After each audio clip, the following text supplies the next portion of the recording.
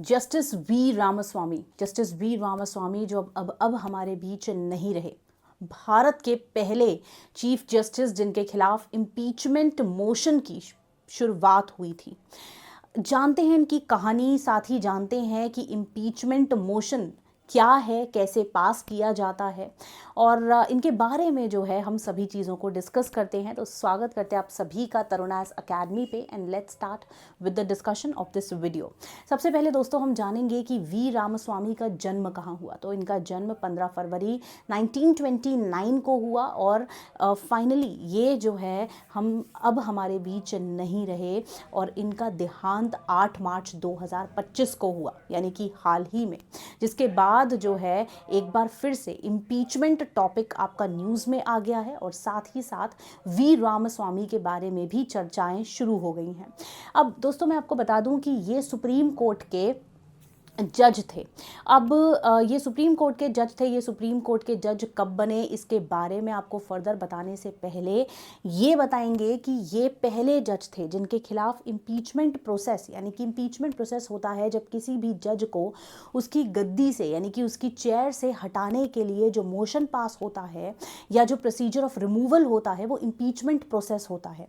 अभी थोड़ी ही देर में चर्चा करूंगी कि इम्पीचमेंट प्रोसेस भारत के संविधान के किस आर्टिकल में मेंशन है, और क्या फाइनली इनके खिलाफ इम्पीचमेंट मोशन को पास किया गया था या नहीं किया गया था, और क्यों इनके खिलाफ इम्पीचमेंट मोशन को जारी किया गया था, इसके बारे में भी चर्चाएं करूंगी।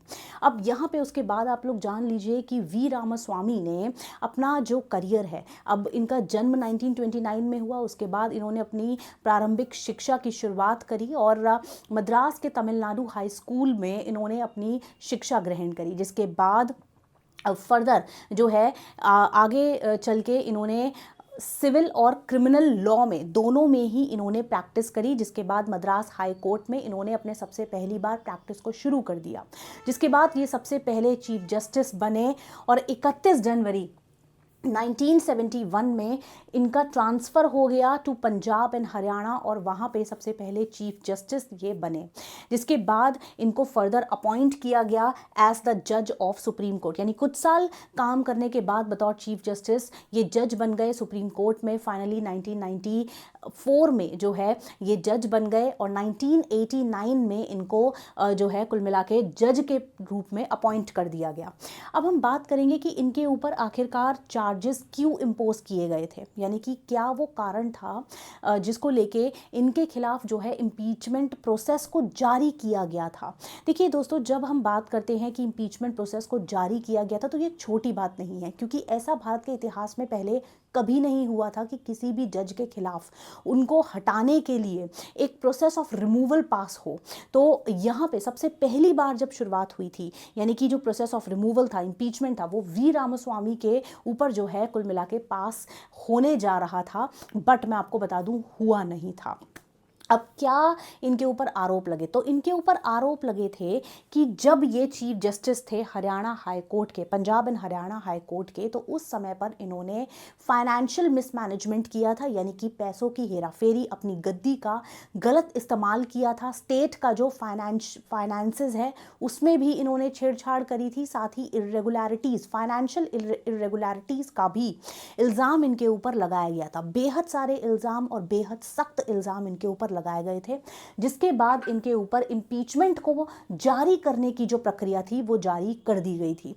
अब दोस्तों इम्पीचमेंट प्रोसेस को भी मैं अभी डिस्कस करूंगी, बट अब हम ये जानेंगे कि क्या इनके खिलाफ इम्पीचमेंट पास हुआ था या नहीं हुआ था। तो दोस्तों 1993 वो ईयर था जब इम्पीचमेंट प्रोसेस जो है इनके खिलाफ इंट्रोड्यूस किया गया था, लोकसभा में इंट्रोड्यूस किया गया था। बट आपको बता दूं, एक इम्पीचमेंट प्रोसेस को पास होने के लिए 2/3 मेजॉरिटी चाहिए होती है, और लोकसभा में इनके अगेंस्ट में 2/3 मेजॉरिटी नहीं आई थी। दोस्तों उस समय पे भारत के प्रधानमंत्री पीवी नरसिम्हन राव थे। जब इनके खिलाफ 2/3 मेजॉरिटी लोकसभा में नहीं आई दोस्तों, तो जो इम्पीचमेंट प्रोसेस था वो वहीं खारिज हो गया, और इसी के साथ इम्पीचमेंट प्रोसेस फाइनली पास नहीं हुआ था। दोस्तों, इम्पीचमेंट प्रोसेस लोकसभा से पास करने के पहले एक कमेटी यानी कि 3 मेंबर कमेटी भी बिठाई गई थी। इस कमेटी का मेन काम था ये देखना कि क्या वाकई में ही जिस इल्ज़ाम के खिलाफ इम्पीचमेंट प्रोसेस पास हो रहा है वो इल्ज़ाम सच है भी या नहीं।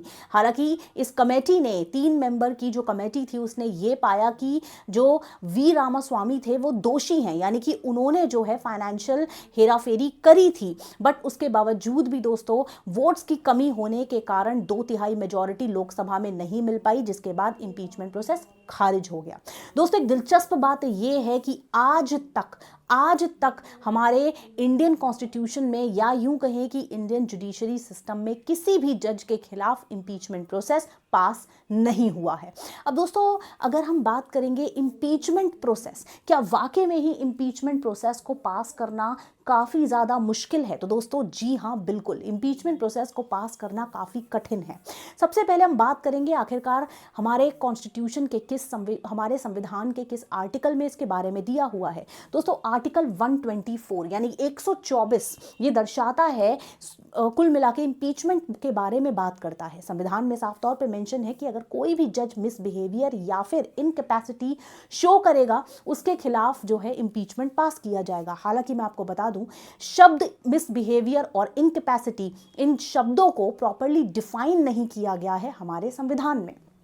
अब दोस्तों, यहाँ पे हम बात करेंगे कि आखिरकार इंपीचमेंट को पास करने का या फिर प्रोसेस को फर्दर कंटिन्यू करने का क्या प्रोसेस होता है।